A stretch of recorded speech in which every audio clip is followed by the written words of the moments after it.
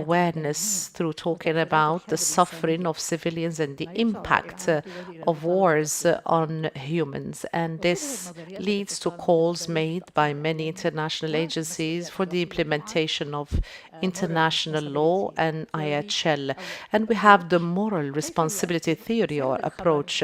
So how would the recounting of the news stories informing the positions of the different institutions in order to achieve international justice?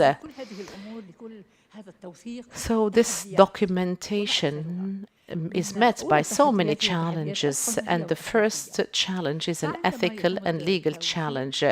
So sometimes we see attempts of impartiality, selectivity, and also the gaps, technical gaps that exist, and also there are theoretical and practical challenges how to verify images in an open digital space, to use media as a political tool but not as a documentation tool, and also lack of legal mechanisms, unified, standardized, that can be used in international courts.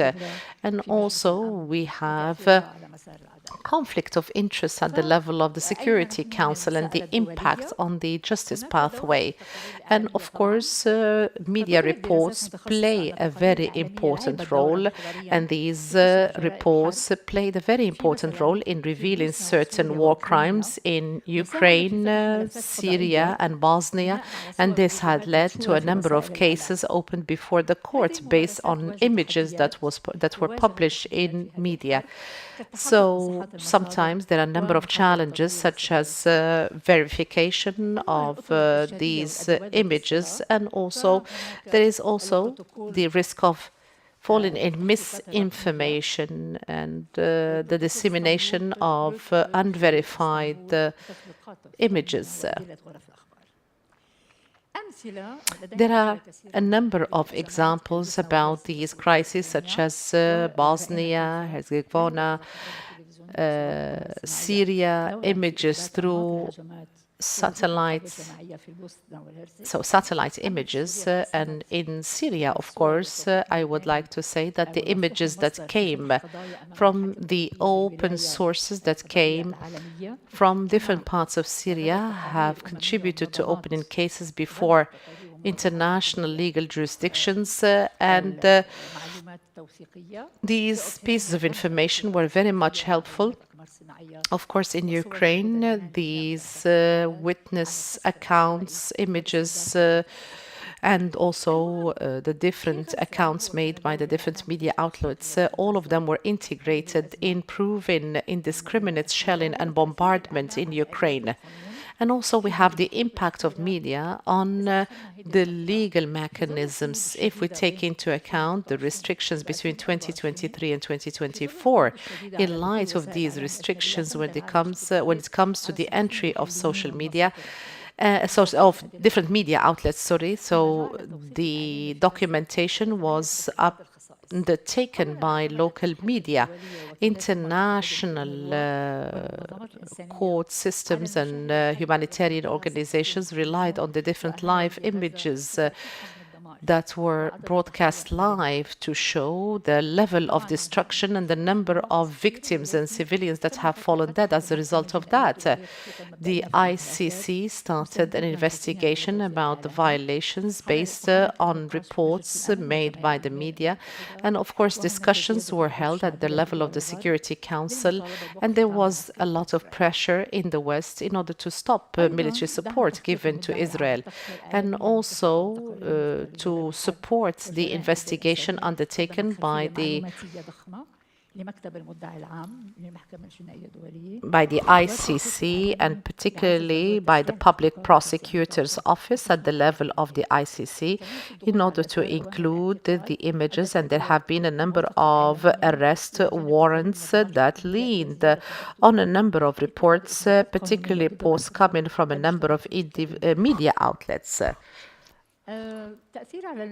What is the impact when it comes to international courts? So when we have large targeting of areas, civilians, images that have documented unprecedented destruction, and also images of victims of hunger, all of these have been added to the file of documents that were presented at the courts in order to show the component of intent that is part and parcel of the claims that were made in the courts. Also, we have had images about residential areas, schools, hospitals, and of course, the media coverage is very important indeed, but it does not substitute the legal endeavors in order to investigate about the situation on the ground. So the impact on the public opinion,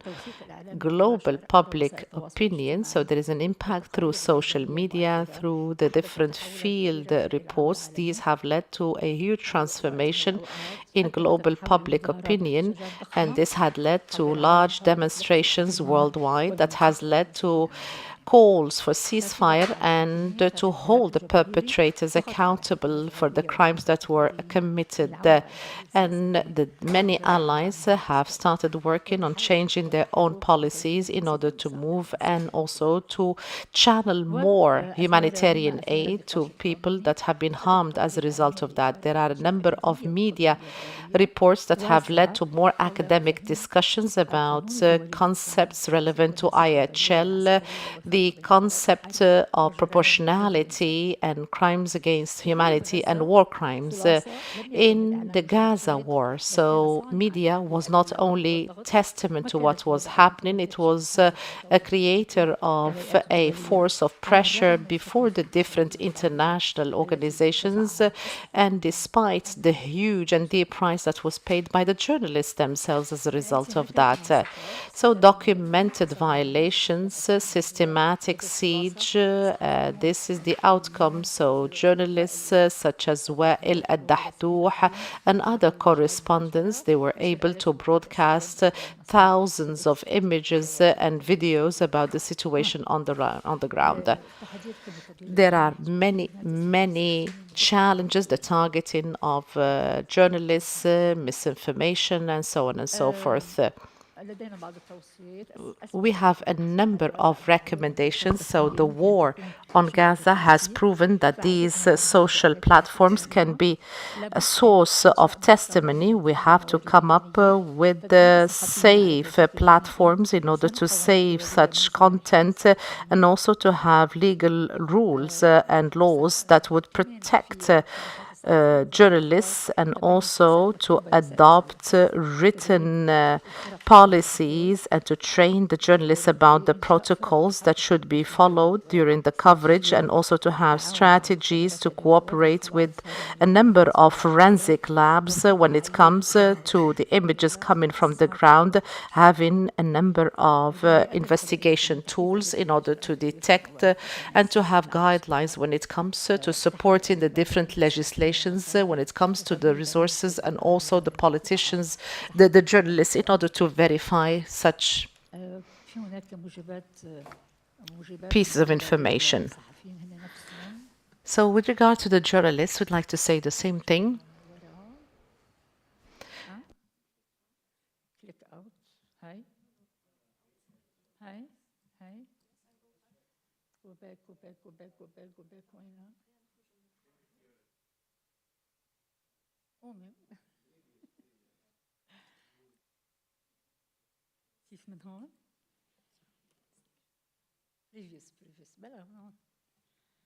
مواجبات تقنية للصحفيين والموثقين قبل التصوير أثناء الجمع بعد الجمع هذه مواجبات. So there are a number that should be taken into account to be able to assess any risks, and also they have to take into account the rules where they assess the risks and in order to avoid any mistakes that they might fall into, and to have a protocol specific to The coverage try to cover the rushes and also to use the different methodologies when it comes to documentation and also to save encrypted copies of what has been covered. Thank you so much. Thank you, Dr. May Al Abdullah,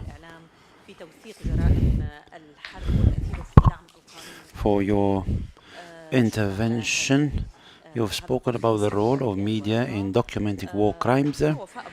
Dr. Wafa Abu Shakra, a professor of higher education at the Faculty of Media at the Lebanese University. You'll be talking about conflict resolution in media, the dilemma of balancing professional ethics and serving agendas.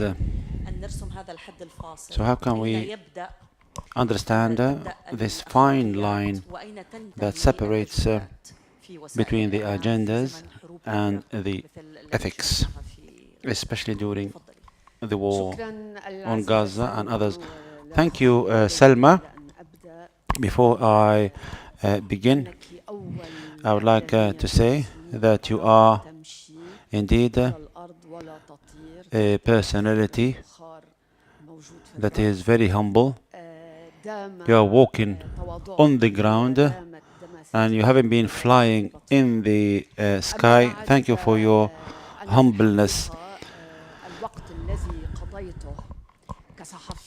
I had worked as a journalist in the field and in the newsroom, and indeed that era superseded the era of being an academic. So if I resort to hyperbole in my presentation, so please forgive me. So I am more of a journalist than an academic.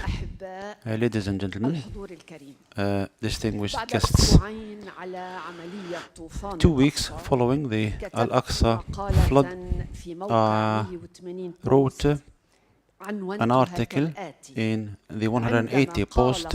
I said, when the journalists said, yes, we are terrorists, I have had a prelude to this article quoting the Rwandan journalist Valérie Bermeki and the incident. This lady in 2009 was condemned to death, and the charge was again on the Tutsis against the Hutus in Rwanda. And everybody or numerous people remember Milkulin channel when she says, don't kill the cockroaches with bullets, however, try to use swords and other equipment to disseminate them. So military and other political officials have encouraged to kill the foes, and this is normal. However, a journalist or a media personality to encourage people to kill other people is outlandish. How do we describe the media landscape in light of what takes place in Gaza? This is a question that was asked last year. I was confused to choose my terms. How can we summarize the crimes of media in few words? It is the flood of chaos and atrocities. I answered, a flood that has swept everything in its way. We have become facing an outlandish mix: business plus ideology, trading in religion along with extremism. Everybody hates everybody. ignorance, naiveness that are unprecedented. And we couldn't talk about standards, restraints, code of conduct, and any other yardsticks. Yes, during the war of Israel on the Gazans, the ethics of media that we teach our students became non-existent. The media participated in creating conducive environment to manipulate the public opinion, and more, it has been active to portray certain perceptions amongst the peoples of this universe, the least of which can be described as misinformation, premeditated cover-up of criminality, as well as disinformation. Ladies and gentlemen, media is problematic indeed. And one of the problems is the role that the media must play in big crises. This proposed role constituted the cornerstone of my study, whereby I stifled through the conduct of the media by and large, and the functions the media can shoulder, and the use of the terminology and the concepts thereby as far as conflict resolution is concerned. 62 published materials constituted the essence of the study. Most importantly, I touched upon the crises-related media, the journalist's conduct, and the ethics of the profession. This study is a qualitative research. I've met 12 correspondents, military or war correspondents, who have covered Palestine, Lebanon, Syria, Iraq, Libya, Tunisia, Western Sahara, Sudan, Somal, Chechnya, Nagorno-Karabakh, Georgia, the Ukraine, Bosnia-Herzegovina, Kosovo, Cambodia, Thailand, Pakistan, India, Congo, and Venezuela. I had met also 12 professors in media departments, political sciences departments, and social sciences department. Those who I have asked about their opinion of the media's role in crises used to smile, and there is no need to describe these smiles or understand the reason behind these smiles. So the media has been accused. So how come we call upon the media to find solutions to crises whereby the media itself has participated in the creation of them in the first place? So the hypothesis was to do with the fact that media inflames crises, and the ability of the media to calm down things is very limited. Why? In their book entitled The Violence of the World, two of the prominent philosophers and sociologists, Jean Baudrillard and Edgar Morin, think that humans from all walks of life advertently or inadvertently have turned to become battleground. It's as if there is a genetic kind of disease whereby everyone is against everyone. It's as if the constitutions and systems and knowledge systems have destabilized and have been coded differently, as if what took place in history has come from outside history. So this Copernicus-related landscape, Bourdieu and Molière portray the world in the 21st century, a world that has become a militant world on all fronts and fights for the sake of the public opinion, talking about terrorism, border, clout, natural resources, hegemony, and re-engineering of the world itself.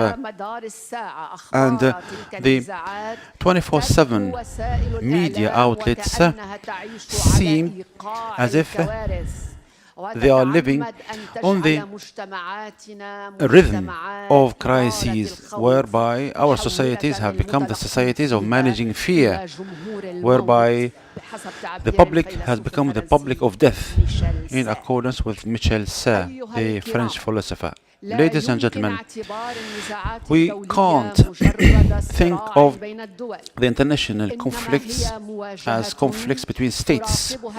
It is a confrontation that the public is witnessing and the media is witnessing, because there is a structural, functional relationship with the public, whereby the public would become a witness or a part of it.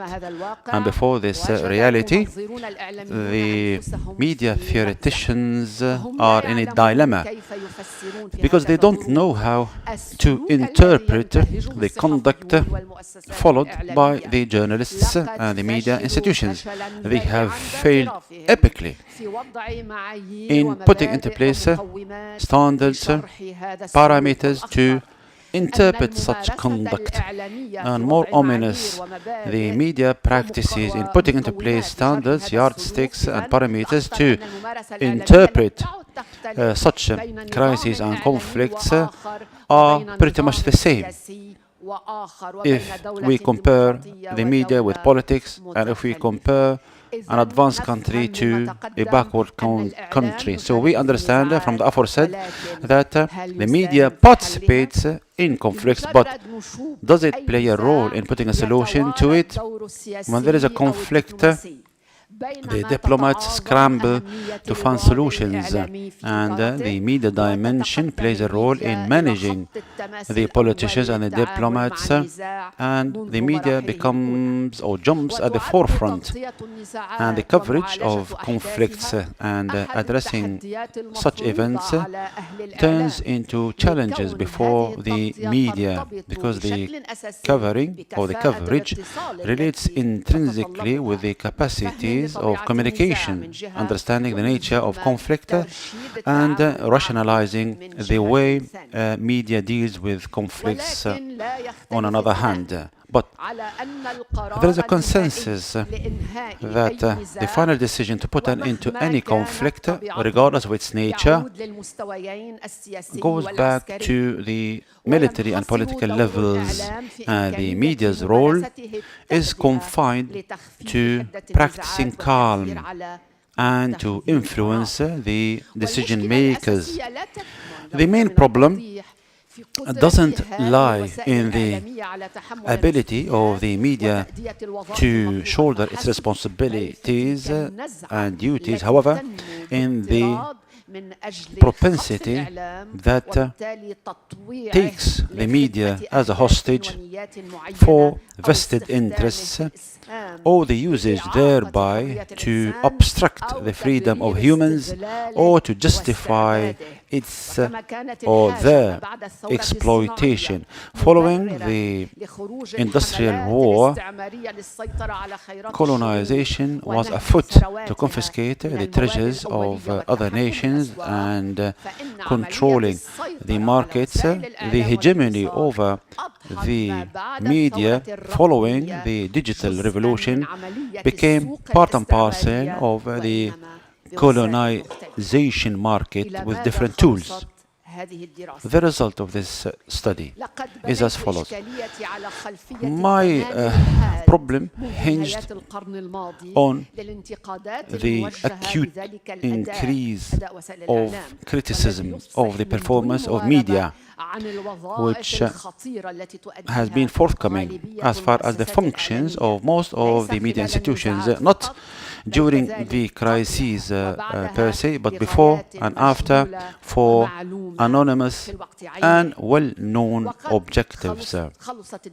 The study has resulted in the following. First, most of the media institutions are incapable of providing a professional media model aims at providing service to the populace and putting solutions to the conflicts. Second, during conflicts, media, regardless of its location, turns into a mix of news and PR, psychological warfare, and the culture of marginalization and exclusion. Third, the media is immersed in all the conflicts across the globe and plays a major role, the function of which goes beyond watching over the events, but manufacturing sometimes the events and the conflicts and providing services to the decision makers. Fourth, the culture of war controls the media landscape, and indeed the conduct of the media becomes a propaganda more than an ethical practice or a professional one. Fifth, media can provide positive initiatives to put solutions to conflicts. However, these initiatives are just an annex to the conflicts that perpetuate the view of the victorious. Sixth, the journalism of peace doesn't reflect a performance that is based on a real conviction of the role of media in putting solutions to the conflict. The experience is linked to circumstantial kind of nuances away from the media profession itself. Lastly, talking about a supposed role of the media to calm down conflicts and contribute to putting into place solutions cannot be implemented on what Gaza has witnessed and is still witnessing. What takes place in Gaza is not a conflict that can be categorized under the umbrella of ordinary conflicts. It cannot be portrayed, Dr. May, allow me, it cannot be portrayed as a crisis. It is not similar to the Nazist actions and the Stalinist actions and the fascist action. It is a reality that has no name or definition by historians, and hence the media, with its exclusive power in influencing people, can play a role in administering justice and shedding light on the formulation of the public opinion internally and externally that contributes to put an end to any aggression and leads to arriving at peace. And hence, calling upon having responsible media during crises or conflict is not a technical call, it is a political and ethical call par excellence that relates to the position of the symbolic authority to arrive at peace and justice. Thank you very much. شكرا جزيلا دكتورة وفاء أبو شقرة على كل هذه الإفادة وهذا الإلقاء الجميل. Thank you very much for this very enthusiastic presentation that has given a different dimension to these ideas. So they have come from the heart. I can see Dr. Shahira Abdullah, who is an assistant professor at the Institute of Press and Information Sciences at Manouba University. I was honored and I had the opportunity to teach students at Manouba University with a number of colleagues from Al Jazeera Network. We taught them some of the tools that we use during the different training courses that we undertake in Al Jazeera Institute, Media Institute, where we train students about journalism. So we'd like to talk about the solidarity, humanitarian convoy coverage into Gaza. So the floor is yours, Dr. Shahira bin Abdullah.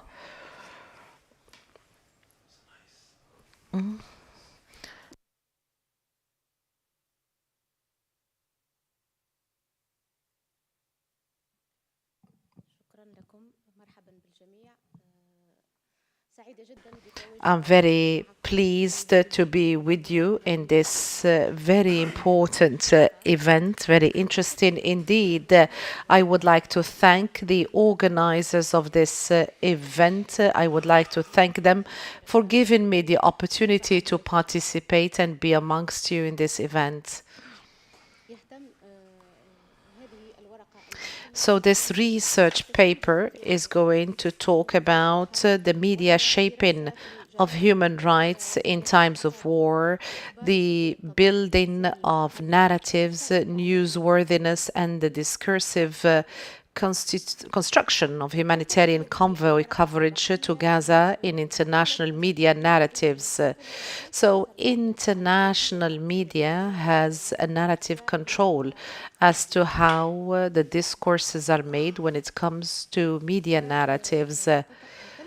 And this paper covers war, media, human rights, and also the media shaping of human rights, the mediatization of human rights.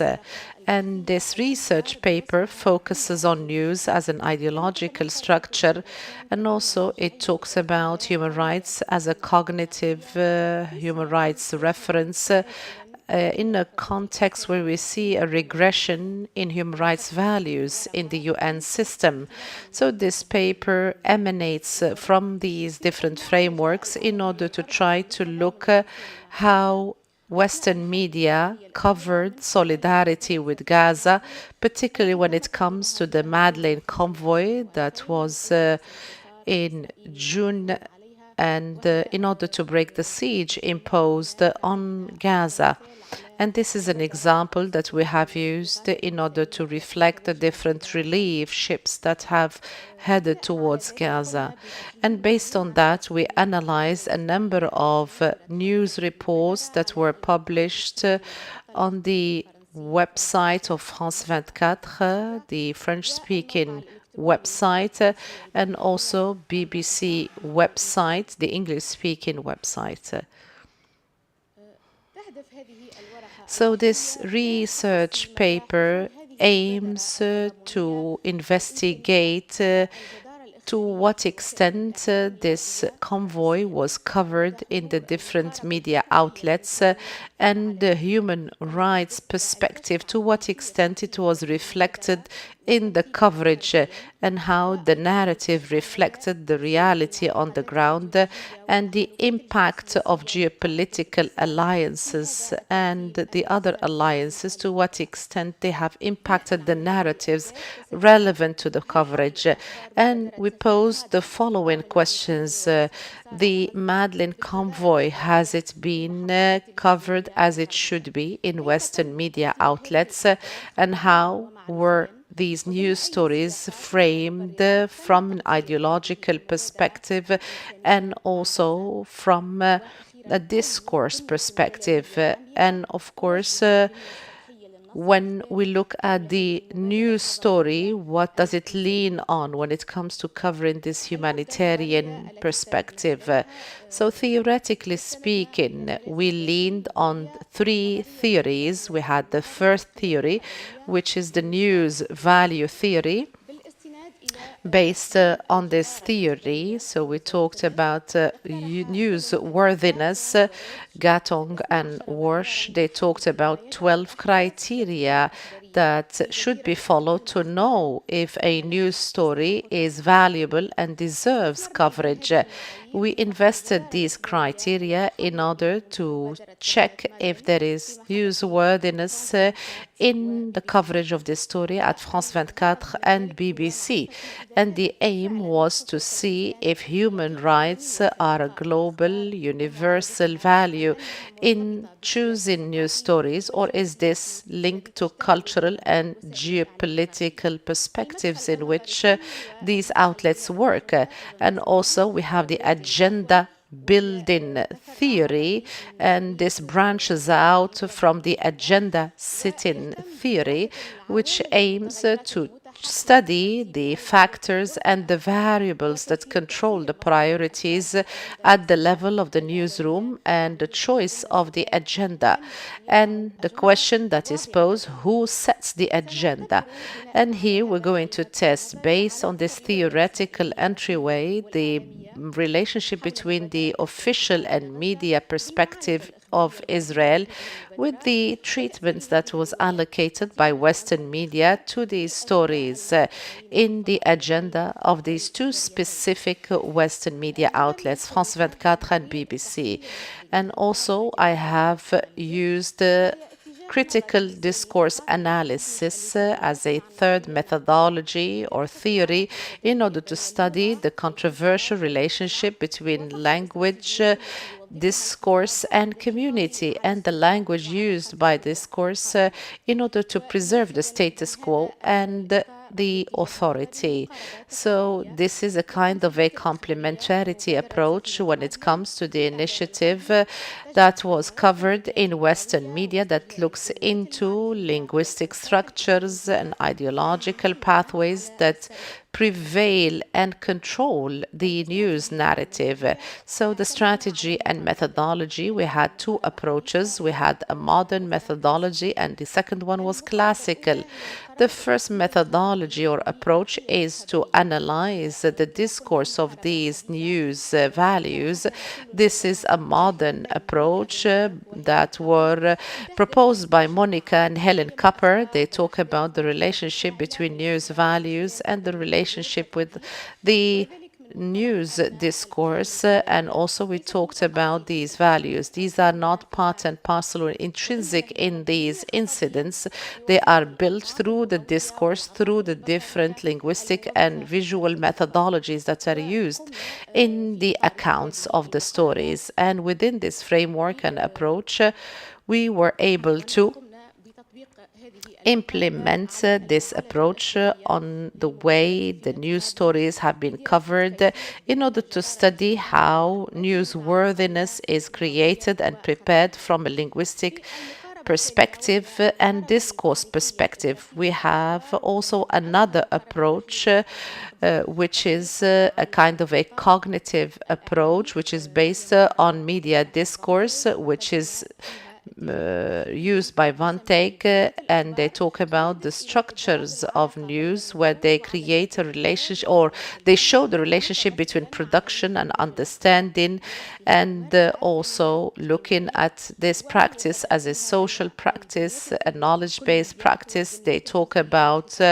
different structures of news. And within that, we have looked into the plans by Van Dijk in order to look into the structures that can lead to news reports that are produced by the newsrooms at France 24 and BBC, and also to look at the editorial components that lead to recounting the news story when it comes to the detention of Madeleine and Madeleine crew. And this is based on the value analysis, and these are the plan as it was delineated by Van Dijk, and it was also Arabized by Ahmed Al-Aqd from Morocco. And I would like to talk about the outcomes of this study and the title of this study. It is a media shaping of human rights in times of war. And I would like to start with the first approach and the outcomes. We notice that the value of this elite and conflict, it has created worthiness of this news story, which is the initiative of Madeleine. So this is deeply rooted in this conflict, and Madeleine included the two main activists. The first one is French, Rima Hassan, and the second one is Greta, who is Swedish. So both are European citizens, and here, as a result of that, both channels they used the value of proximity and they dealt with the incident from this particular perspective, saying that this ship has activists from European countries, and this is important in terms of proximity for these two channels, France 24 and BBC. So the prevailing value is the value of conflict, and the worthiness was not based on the size of the incidents and not taken into account the political and humanitarian objectives of this ship or convoy and the attack that was conducted by Israel against this ship and the violation of international law, IHL, and human rights. And here I would like to say the following. This is a sentence that I translated into Arabic. So the ship reached Ashdod accompanied by two warships, and this insinuates that this is an this ship was escorted into the port, and it is not an act of detention. So this initiative was taken as one of the rounds of this war, and the Israeli side implemented its threats, and the activists were not able to deliver their humanitarian aid. And of course, this conflict it was very, very bleak. They were not able to reflect the reality on the ground, such as putting people to hunger, destruction, and so on and so forth. This initiative was not set within human rights framework within these two outlets as a value system that should be would make the story worthy for coverage. So these two components were not taken into account in terms of standards. So we have the absence of the value of harmony with international law, which was absent in the approaches undertaken by Bentarg and Couple, and as it has not been reflected in both outlets. So the violations were not reflected, the suffering that the activists were subjected to, the dire circumstances that these activists have been undergoing, all of these were not included in the coverage, and also the International Association to Break the Siege on Gaza, their reports have not been included in the coverage, the condemnations that have been made by the different human rights institutions, all of them have not been included. So I would like to start with the agency here when it comes to the humanitarian component. So the activists were abducted, and despite the fact that they avoided, that there's an avoidance to refer to the party behind the act, which is Israel. So France 24 said the following. They said that they have been subjected to, and not this particular party did the following. So when it comes to the structure of the title was reserved. They did not talk about Israel neither as an aggressor nor as a victim. And they mentioned that the crew is going to be released in order to alleviate the impact of the act, and it would put a kind of a blackout on the act itself, which is the detention of the crew and the people that were on board, the activists.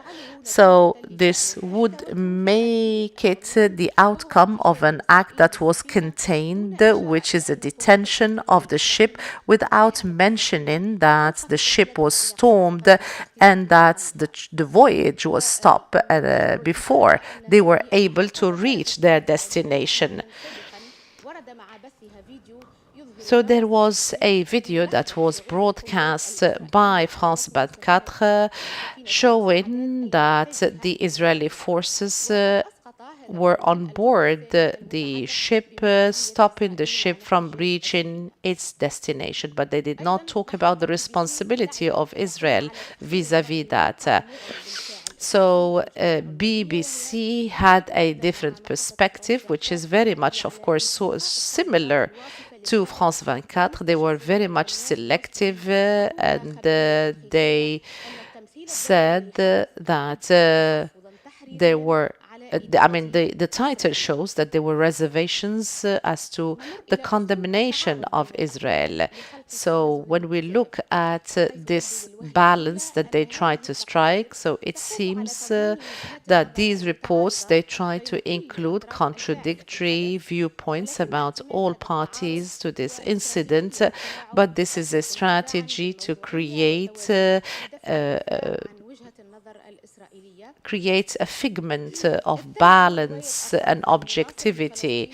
So the account of those who are loyal to Palestine, their accounts are very doubtful, but the Israeli account seems to be much more liberated from any doubts. Greta Thunberg condemned the heinous violations that were committed, the grave violations that were conducted, and Israel did not mention the place where the ship was intercepted by the military. So there has been reservations and also there has been a blackout vis-à-vis the statement made by Greta. And there is another methodology that included the use of euphemism. So they avoided classifying the act by Israel as an act that would be condemned by international law. They said that they stopped the ship and not hijacked it or seized it, and they do not talk about, they talk about hunger but not starving. So they try to use these euphemistic expressions to make the incident as a routine action. So they diverted the ship, and this is something that is used in logistical operations and not in armed conflicts. So the use of these frameworks, so they try to undermine the importance of the legal and humanitarian perspectives when they stopped the ship and the initiative was taken out of its humanitarian and legal perspectives and contexts, and they did not mention any of the agreements and conventions, particularly relevant to the sea and also to the situation relevant to them going to Gaza. And of course, the framing that was undertaken included certain topical images instead of talking about the historical background in order to black out the historical background, the reasons behind such acts. And we would like to conclude that the structures that have been used, they have been ready-made within a reference framework whereby they try not to go beyond certain limits and borders, and we see a total harmony with the misleading Israeli discourse and account, and to distort the image of the activists, although this was not excessively done. And here would like to conclude and talk about the ideological nature of these values in these two media outlets, the French and the British, and the influence and hegemony of the Israeli agenda as to how humanitarian solidarity was accounted for. The news treatment of this initiative through a siege, linguistic siege, And in order to remove the human rights and humanitarian perspective, this has led to a narrative that follows the Israeli narrative about the story. This initiative, the initiative of Solidarity Ship, imposed itself on news agenda, internationally speaking, but the media perspective or shaping was not far from the normative perspective of the Israeli-Palestinian narrative. So this has led to a narrative inertia and has led to partiality and would make Western viewers unable to see the other views that were not clearly delineated in the news narrative. This shows a malicious partiality and bias, which is devoid from any legal perspective in order to serve interests and geopolitical agendas. It seems that the only things which is worse than violation of human rights is when media outlets fail to bring these violations to the attention of the world. And this shows the view of Walter Benjamin, who says that human rights are a document of civilization that can be transformed into a document of barbarian acts in the way it is presented and explained. Thank you very much for listening. Thank you, Doctor, for this contribution. You had focused on the solidarity campaign and the humanitarian flotilla. الأسئلة أتمنى من الحضور أن يعرف كل مشارك بنفسه. We'll open the floor for you, ladies and gentlemen, to ask a succinct, direct and clear question, please. Thank you.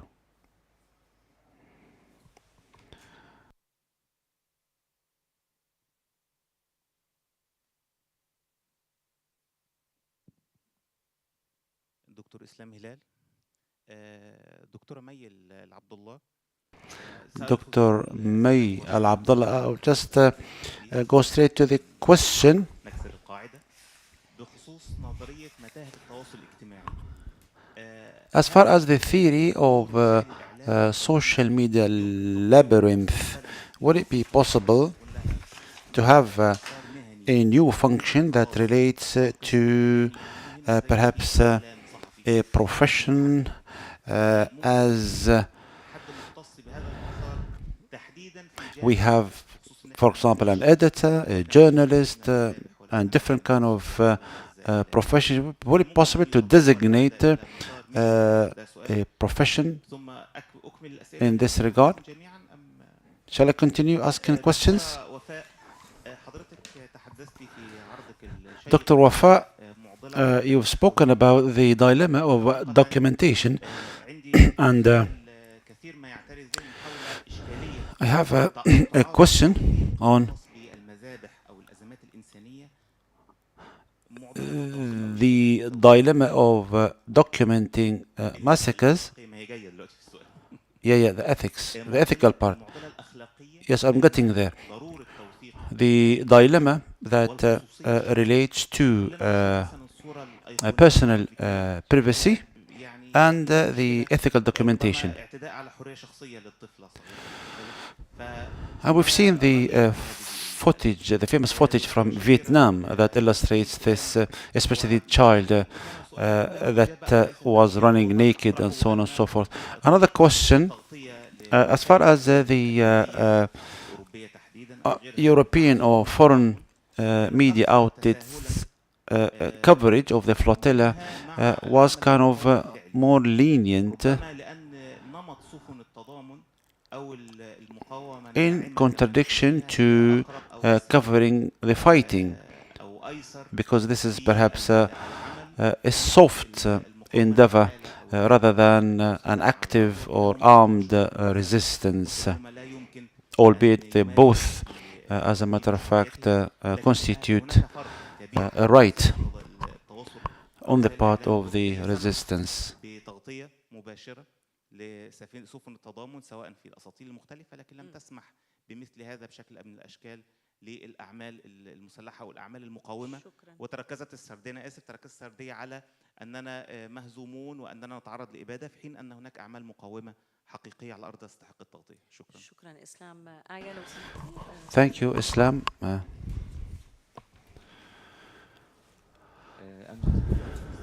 أنا الحقيقة أريد أن أتحاور مع الدكتورة مي عبد الله حول مصطلح الأزمة. I would like to talk about the term crisis. Indeed, what took place in Gaza is a genocide. It's not a crisis. And this is, as a matter of fact, a natural kind of evolvement of the Zionist project. It is a colonial settler project. So crisis, the word crisis, underestimates the genocide.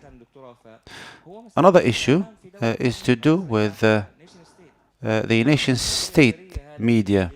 Even Gideon Levy and others, the leftists, they kind of beautify the image of Israel, albeit they are leftists. So, and as a matter of fact, most of the respectful Israeli leftist writers leave Israel. Otherwise, they will be living in a contradictory kind of setting. Another question: do you think that what Israel is doing and has done is a reaction to the 7th of October, or do you think that it was a premeditated scenario and Israel has exploited the situation to implement it following the 7th of October? Thank you.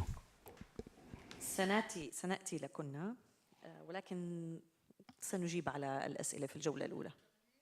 تفضل. I would answer you, Dr. Islam. As far as the maize is concerned, the landscape of the media is changing because of the digital transformation, and hence societies, especially the media, will be compelled to develop the tools. So definitely the AI is coming strongly, and we need to adapt ourselves with anything new. As far as the term crisis, yes, I've written glossaries and I've written books about terminology. I have a problem when it comes to the terms. When it comes to Palestine, I feel pain when I say the word genocide. And when I say war, yes, I do feel pain as well, because Israel had the upper hand. I said, yes, a painful crisis. If you give me another term, I think that there is no fitting term of what takes place in Gaza.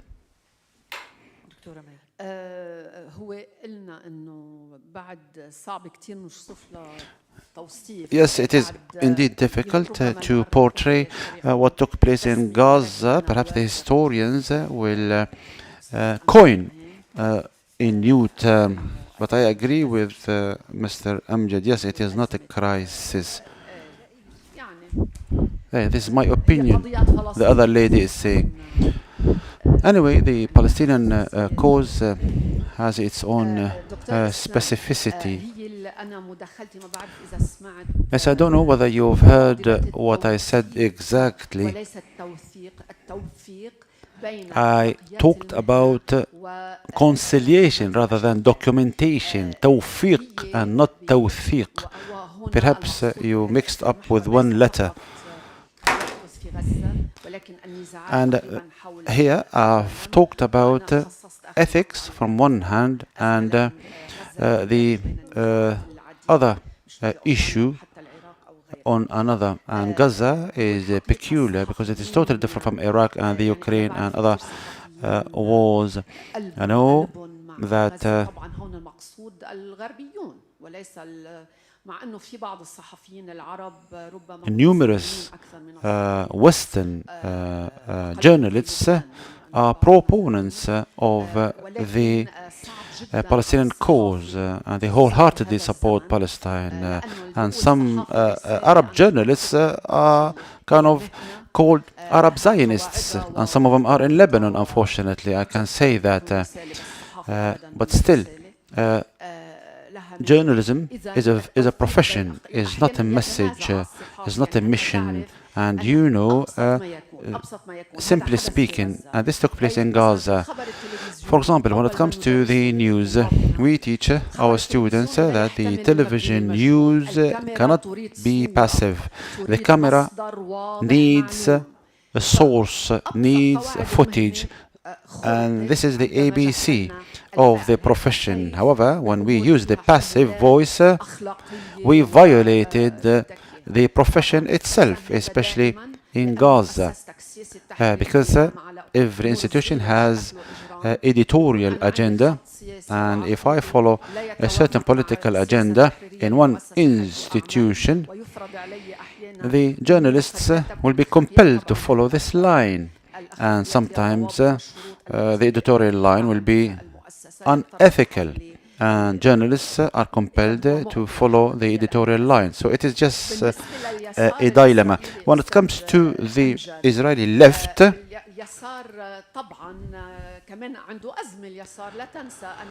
as you know, the left all across the world is facing a crisis, a huge crisis, an existential crisis. In 1982, during the Israeli invasion of Lebanon, we remember that Rakah, the Israeli Communist Party, was more supportive of the Lebanese than the other parties. The Israeli Communist Party was supporting us more than the Arab Communist parties.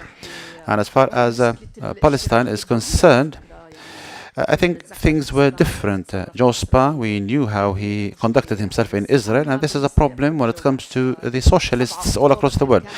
But the other question, do we think that that Israel had exploited the 7th of October?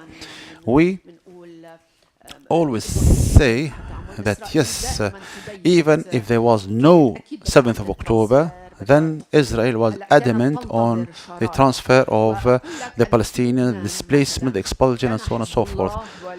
In Lebanon, Hezbollah represented the resistance, and Hezbollah was preparing itself to carry out an incursion in Galilee, and the timing of the 7th of October took place following the Sinwar's planning, but Hezbollah was, as a matter of fact, surprised, but Hezbollah supported the Palestinians by way of providing or lending a hand, albeit Hezbollah was preparing to carry out an incursion. But still, there is a security breach here. It was very strange for Hamas to do what it had done, and everybody knows that the Israelis have kind of conceded what took place and exploited the situation and used the Al-Aqsa flood as a pretext in order to terminate the Palestinians. Israel, as a matter of fact, wants to obliterate all of us. Thank you, Dr. Islam, for your question. No, Israel and the West do understand that the soft resistance is more dangerous than the solid resistance. So the solidarity flotillas were dealt with not leniently, but harshly. And as I said, they constituted part of the conflict. The British media was hesitant in covering the story. BBC did not cover the story unless or until Israel was preparing to intercept the activists, as if it was, and I'll borrow this from Nuruddin, as if it was waiting for a consent to cover this story. Thank you. دكتورة شهيرة. Thank you, Dr. Shahira. الصبية هون.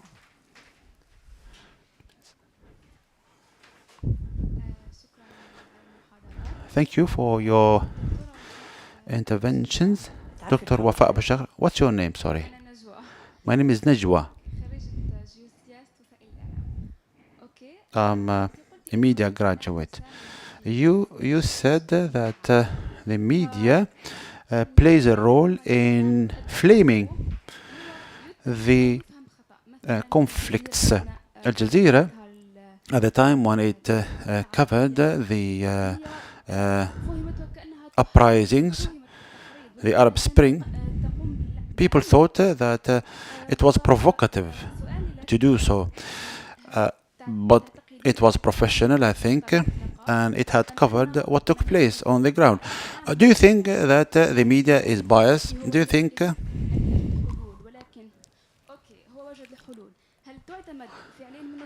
that the media indeed plays a negative role? Najwa, I didn't say that the media must have solutions in place. I said this is impossible. In Lebanon, pharmacists do provide recipes to the customers, but this is wrong. Doctors must do that. I said that the media can contribute to find solutions to conflicts and crises through calming things down rather than provoking and inflaming the situation. I can give you examples in order to help the decision makers. طبعا هو اكيد مش سلطه مطلقه، هو سلطه. هلا الاعلام التقليدي طبعا تتراجع سلطته امام المنصات الاتصال الرقمي وليست اعلاما، هي اتصالا. And as a matter of fact, here talk about communication rather than media. The social media platform is playing a major role, but still, when it comes to instigating and provoking, yes, the media does so, and when they portray the hot kind of events, Al Jazeera doesn't provoke the provocation that I meant. I'm just looking at the negative kind of aspects. For me, any Arab journalist cannot be neutral when it comes to Gaza. Saying that I'm professional and I'm neutral, no.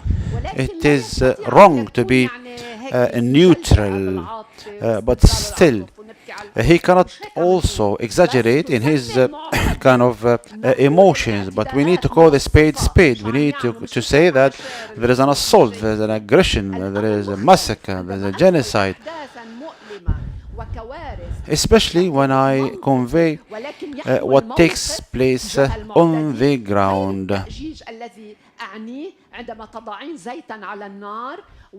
And this is totally different than adding insult to injury or rubbing salt into the wound to make sensation. No, this is the worst that can media play for the rating sake.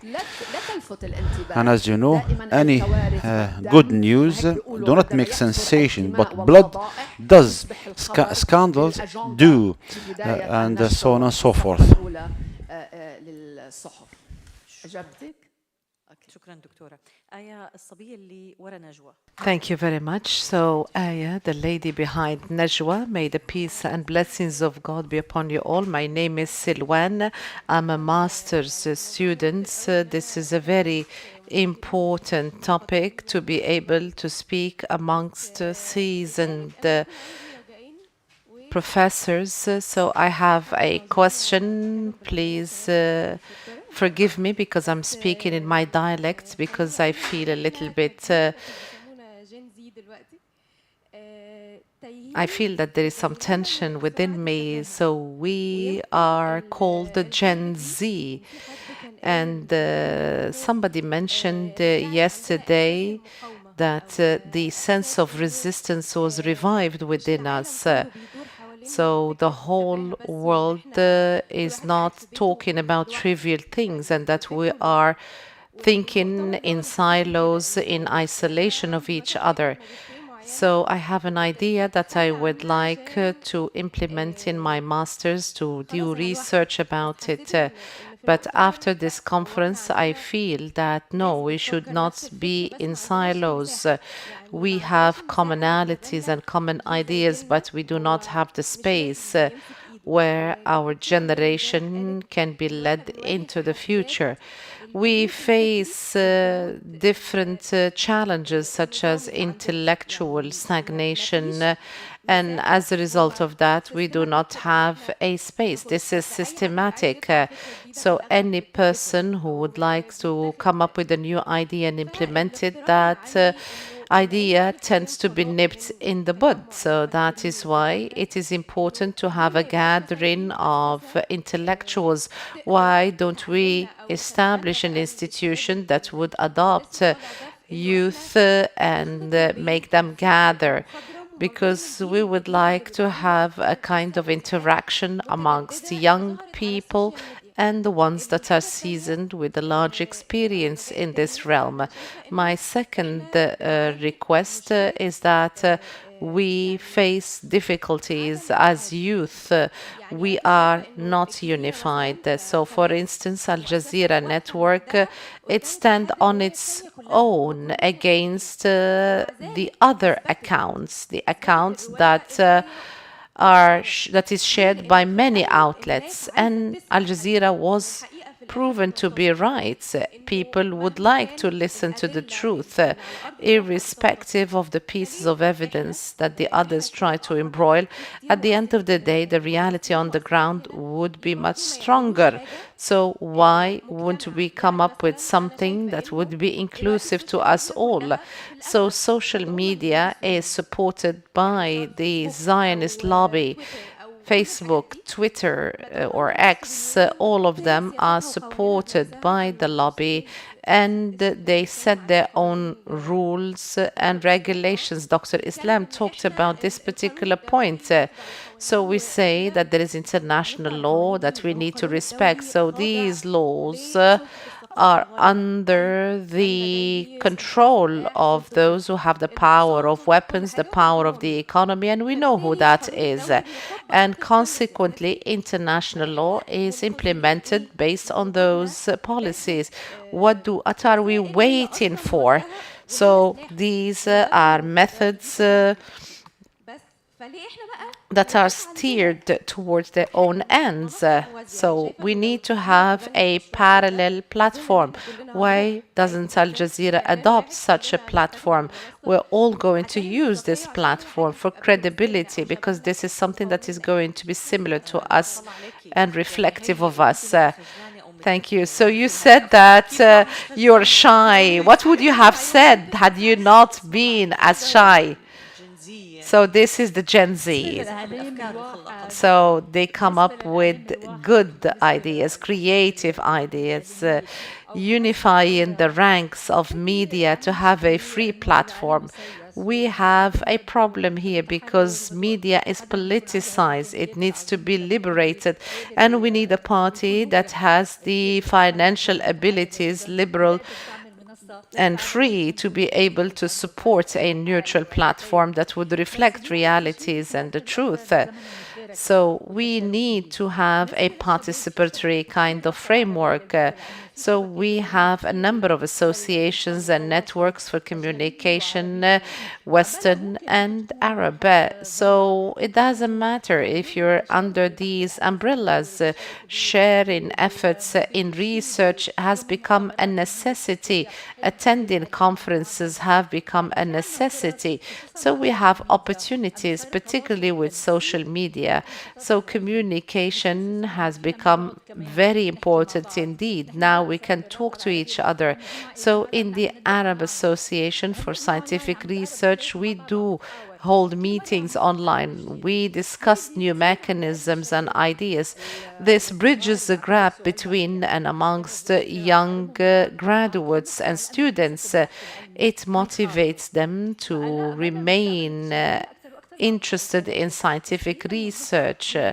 So we have to utilize these tools in a way that would be useful for us. We need to learn from them and conduct dialogue. And also we need to give a push to young men and women who do not want to feel frustrated. We need to tell them that there are networks, there are professors that can help you and with whom you can communicate. And of course, we can do that with researchers. We can build so many things as a result of that, positive things through social media. Aya, you're Aya, aren't you? So why do we need to have one media outlet? We're against the rule of one party. Do the West have one media outlet? No.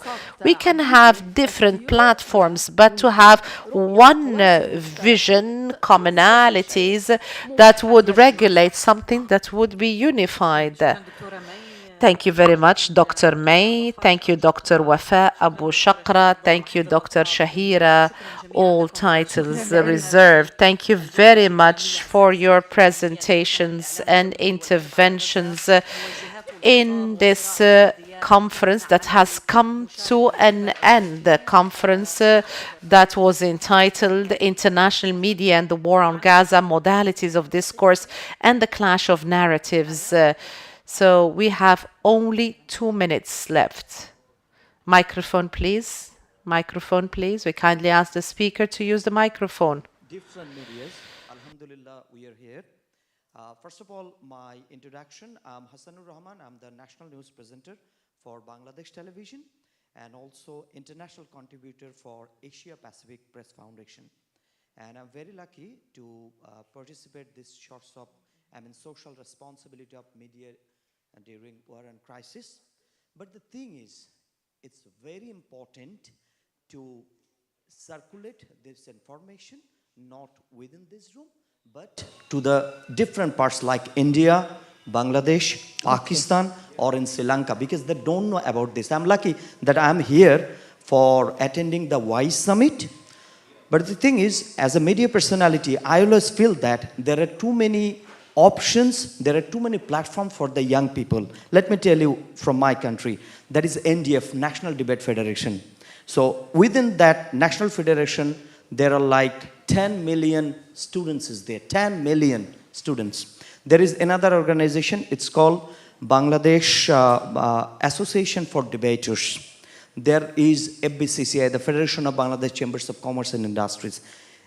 Like there are too many medias over there, like Bangladeshi media in international arena. Like I'm contributor for APF. There are people from Reuters. There are people from Al Jazeera. There are people from CNN, BBC, everywhere. So these sorts of information, media relations, you are talking about the communication. Yes, we need the public relations and communications for these sorts of Muslim areas where we are living. So Arab League is very important, and they could play a very good role in this perspective. And we are the media people, we are always here to circulate these sorts of information, and we'll do 360-degree marketing in all the medias. Thank you very much. You are right, especially you are good researchers in communication. Thank you very much. So we must cooperate. Thank you. Appreciate it. Thank you. شكرا لكم جميعا. Like to thank you all. We've come to the end of this conference. We wish you success in your endeavors. Thank you very much. Thank you very much, Mrs. Salma. Thank you to the guests for this distinctive endeavor, would like to thank the organizing committee, the scientific committee. On behalf of the organizing committee, I would like to thank you all for your participation, for your contributions during the last 2 days. And we're looking forward to continuous efforts and dialogue. So wish you a safe trip back home, inshallah. نطلب من الجميع الحضور من أجل أخذ الصورة الجماعية.